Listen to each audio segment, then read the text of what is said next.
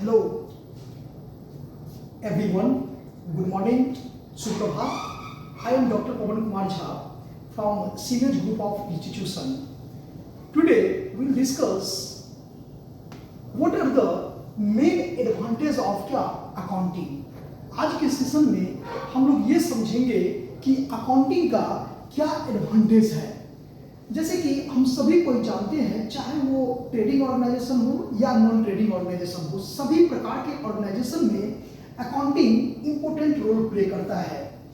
तो इस point of view से इसका क्या एडवांटेज होनी चाहिए, या कभी कभी क्वेश्चन में आपको what are the main advantage of क्या फाइनेंशियल अकाउंटिंग, ऐसे भी क्वेश्चन पूछता है।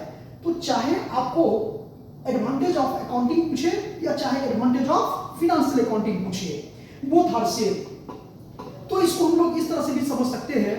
कुछ पॉइंट इसमें हम नोट डाउन किए हैं, इसको पॉइंट के हिसाब से भी हम लोग इसको अच्छी तरह से समझ सकते हैं।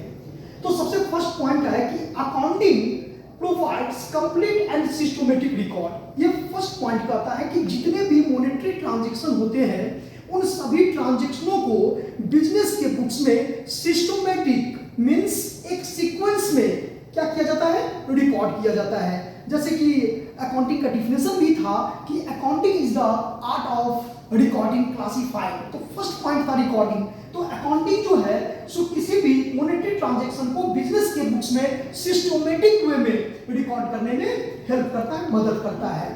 सेकंड पॉइंट है कि रिप्लेसेस मनी। रिप्लेसेस मनी का मतलब क्या हुआ कि अब ईच एंड एवरी ट्रांजैक्शन को अपने माइंड में सेट रखना ये पॉसिबल नहीं है, या मान लो कि उस सभी ट्रांजैक्शन को बिजनेस याद रख पाए, ये संभव नहीं है।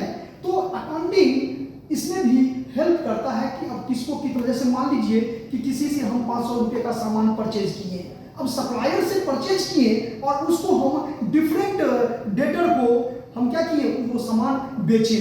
तो अब किस किस को बेचे, ये सारा नाम को खोजने में ये मेरा अकाउंटिंग क्या करता है, हेल्प करता है। तो रिप्लेसेस मनी मतलब मेमोरी, यानी ये याद दिलाने में भी मदद करता है।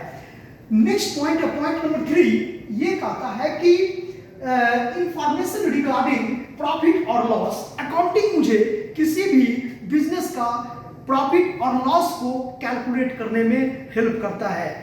वी नो दैट कि प्रॉफिट और loss is calculated by the preparation of trading और profit and loss account. Trading account shows the gross result and profit and loss account shows the net result।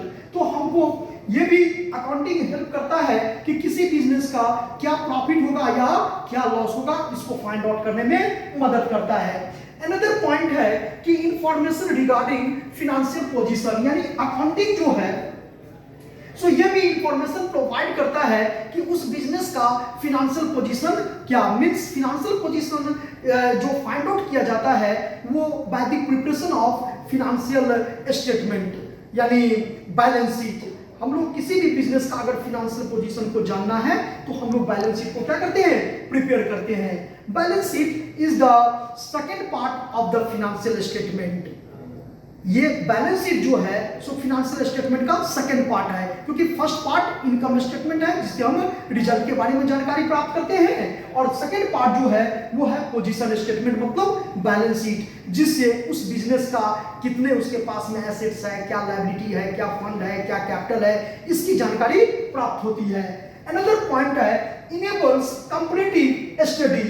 Comparative का study का मतलब क्या हुआ कि each and every accounting year में, कि मान लो प्रीवियस ईयर में 500 रुपया प्रॉफिट जनरेट किए, इस ईयर में हम 700 रुपया जनरेट किए, तो ये दोनों डेटाओं के बीच में कंपेयर करने में भी अकाउंटिंग हेल्प करता है। जैसे कि हम लोग कॉमन साइज स्टेटमेंट है या इनकम कंपैरेटिव इनकम स्टेटमेंट है या कॉमन साइज बैलेंस शीट है या कंपैरेटिव बैलेंस शीट है, रेशियो एनालिसिस है, फंड फ्लो स्टेटमेंट है, कैश फ्लो स्टेटमेंट है, इन सभी के द्वारा हम लोग कंपेयर करते हैं एक डेटा से दूसरे डेटा को, जो एक अकाउंटिंग ईयर से दूसरे अकाउंटिंग ईयर के डेटाओं को कंपेयर करते हैं और हम उसके बेसिस पर डिसीजन लेते हैं। तो इसमें भी अकाउंटिंग डेटा को कंपेयर करने में हेल्प करता है, मदद करता है।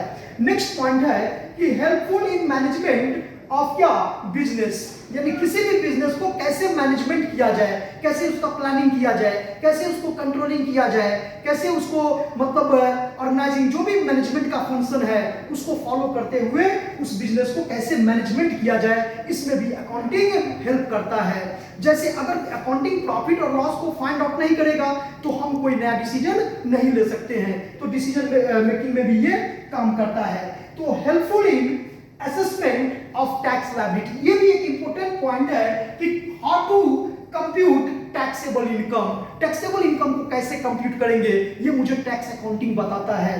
तो टैक्स अकाउंटिंग के माध्यम से ही हम कंप्यूटेशन ऑफ टैक्सेबल इनकम जो कि मैक्सिमम 5 हेड से कंप्यूट होता है वो उसको ये मतलब जैसे income from salary, income from house property, income from PGBP, income from capital gain या अदर सोर्सेज, इस तरह से हम लोग इसको भी कंप्यूट करने में अकाउंटिंग मुझे हेल्प करता है कि कितना इनकम पर उस बिजनेस को टैक्स देना है। जैसे जीएसटी हो गया, अब जीएसटी कितना है, कितना टैक्स बनता है, तो इसमें अकाउंटिंग भी हेल्प करता है।